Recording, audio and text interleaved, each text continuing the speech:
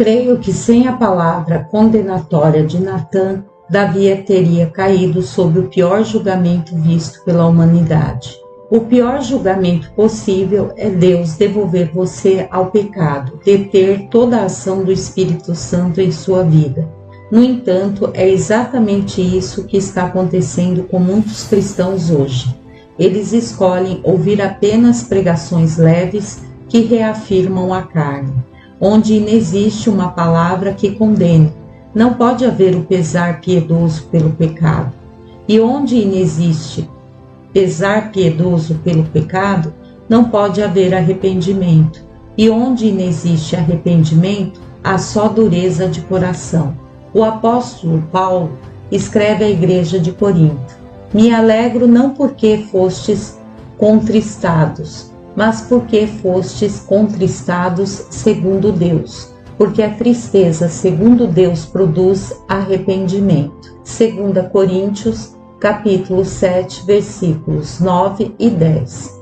Paulo diz que seu clamor contra o pecado dos coríntios produziu neles contristamento piedoso que os levou ao arrependimento. Por sua vez, isso produziu neles ódio pelo pecado, temor santo de Deus e desejo de vida reta.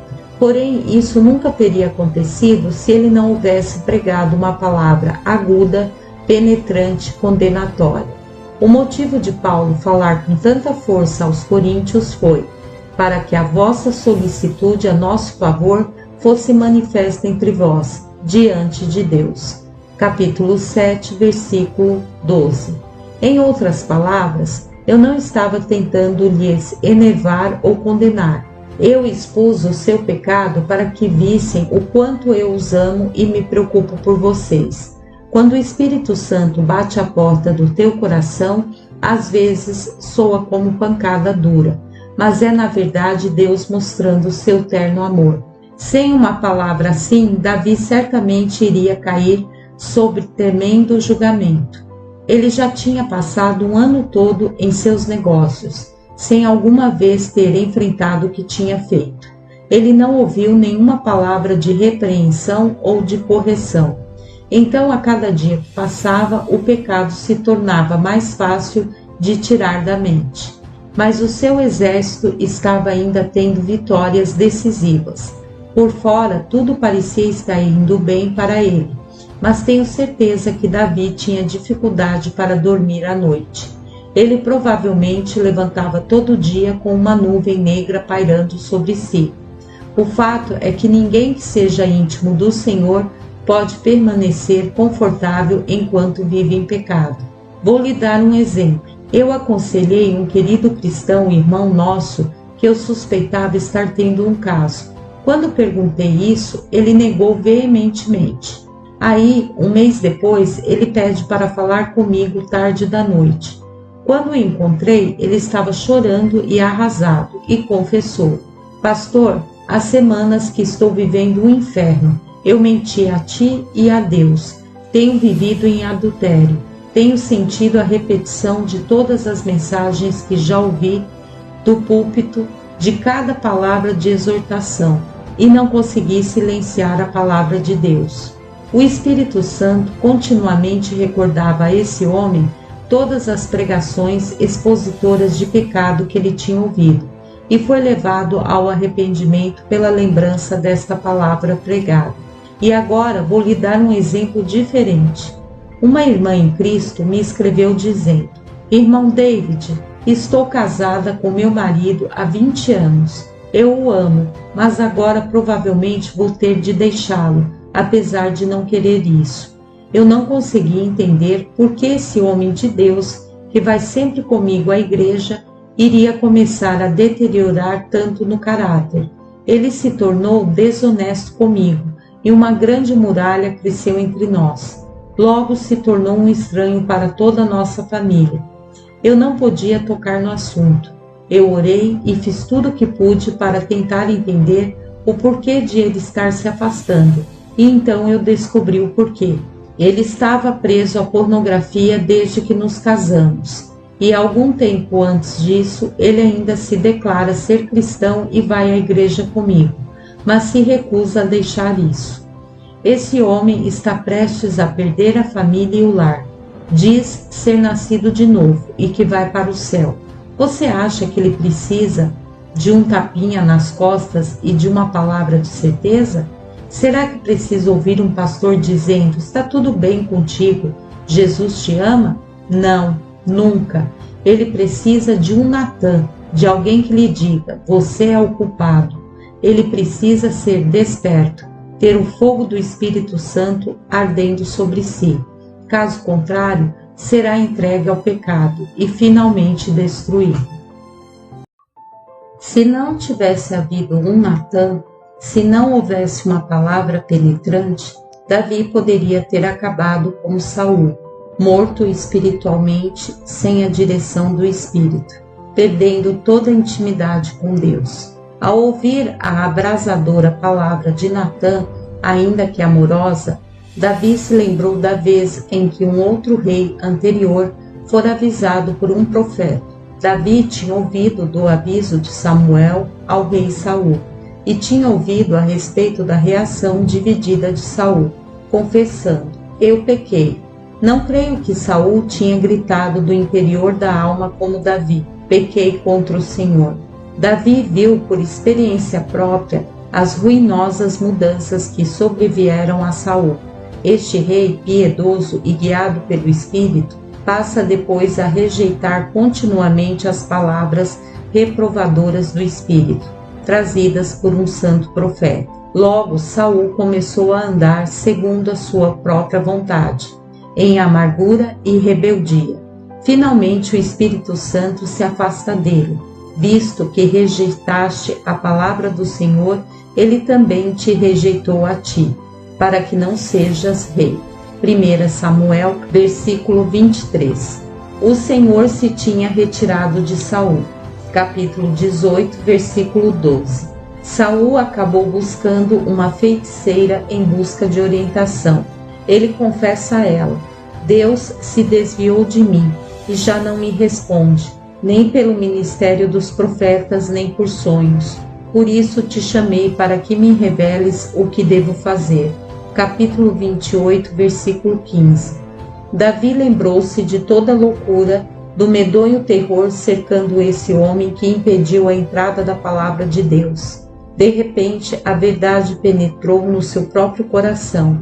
Deus não é respeitador de pessoas. Eu pequei como Saul, e agora cá está um outro profeta, num outro momento, me dando a palavra de Deus, como Samuel deu a Saul. Ó Senhor, eu pequei contra ti. Por favor, não retire de mim o teu Santo Espírito, como fez com Saul. Davi escreve: eu conheço as minhas transgressões, e o meu pecado está sempre diante de mim.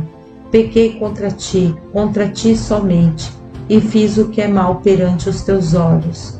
Purifica-me, cria em mim um coração puro. Não me repulses da tua presença, nem me retires o teu Espírito Santo. Salmo 51, versículo 3 ao 11. Um comentarista sugere que, a despeito do arrependimento de Davi, ele nunca teria se recuperado da queda. Ele aponta que a Bíblia diz muito pouco sobre qualquer vitória de Davi após esse tempo. Antes, sugere ele, Davi meramente foi se esvaecendo até a morte. É verdade que Davi pagou sérias consequências por seu pecado. Na verdade, profetizou julgamento sobre si próprio. Ele diz a Natan que o homem rico que roubara a cordeira do homem pobre deveria restaurar 4 vezes. E foi exatamente isso que aconteceu com a vida de Davi. A criança a qual Batseba deu à luz morreu em poucos dias. E 3 outros filhos de Davi, Aminon, Abisalão e Adonias. Todos tiveram mortes trágicas e fora de hora. Assim, Davi pagou seu pecado, com 4 de seus próprios cordeiros. Mas a Bíblia claramente mostra que toda vez que retornamos para o Senhor em arrependimento genuíno de coração, Deus responde trazendo reconciliação e restauração absolutas. Não temos de acabar como Saul, descendo à loucura e ao terror. nem temos de esvaecer da vida, aguardando o passar do tempo em quieta vergonha até que o Senhor nos leve. Pelo contrário, o profeta Joel nos assegura que Deus se envolve imediatamente assim que voltamos para Ele. Rasgai o vosso coração e convertei-vos ao Senhor, vosso Deus, porque Ele é misericordioso e compassivo, e tardio em irar-se, e grande em benignidade, e se arrepende do mal. Joel capítulo 2, versículo 13. Surpreendentemente, Deus então nos dá essa incrível promessa: restituir-vos-ei os anos que foram consumidos pelo gafanhoto. Comereis abundantemente e vos fartareis, e louvareis o nome do Senhor, vosso Deus, que se ouve maravilhosamente conosco, e o meu povo jamais será envergonhado. Joel capítulo 2, versículos 25 e 26. O Senhor promete restaurar tudo. É preciso entender, quando essa profecia foi dada, Deus já havia pronunciado o julgamento sobre Israel, mas o povo se arrependeu e Deus diz: agora farei coisas maravilhosas para vocês. Vou restaurar tudo que o diabo roubou. Amado, a terna misericórdia de Deus permite até ao pior dos pecadores dizer: não sou um viciado em drogas, não sou um alcoólatra, não sou um adúltero, sou um filho do Deus vivo, com todos os direitos do céu para minha alma. Não vivo mais sob condenação, pois o meu passado ficou totalmente para trás. Eu não preciso pagar por qualquer pecado passado, porque Jesus pagou o preço para mim. E mais, Ele diz que restaurará tudo para mim. Aqui está a verdade quanto ao que aconteceu com Davi. Ele ouviu a palavra de Deus por meio de Natã, se arrependeu e obedeceu, e como resultado passou o resto da vida crescendo no conhecimento de Deus. O Senhor trouxe grande paz à vida de Davi, e com o tempo todos os seus inimigos foram silenciados. No entanto, a prova mais clara da restauração de Deus na vida de Davi é o seu próprio testemunho. Leia o que Davi escreveu nos dias próximos à sua morte. O Senhor é a minha rocha, a minha cidadela, o meu libertador, o meu rochedo em que me refugio, o meu escudo, a força da minha salvação, o meu baluarte e o meu refúgio. 2 Samuel, capítulos 22, versículos 2 ao 3. Isso não é o testemunho de alguém que tenha se esvaecido. Clamei ao meu Deus, Ele ouviu a minha voz, me tomou, tirou-me das muitas águas, trouxe-me para um lugar espaçoso, livrou-me porque Ele se agradou de mim. Capítulo 22, versículos 7, 17 e 20. Acabamos de estudar tudo o que Davi fez para desagradar ao Senhor. Contudo, mesmo depois de tudo isso, Davi foi capaz de dizer: o Senhor se agrada de mim.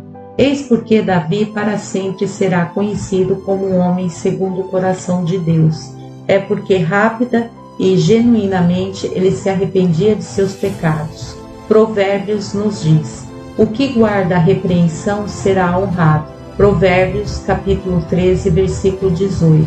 Deus irá lhe honrar, se você amar e obedecer à repreensão divina.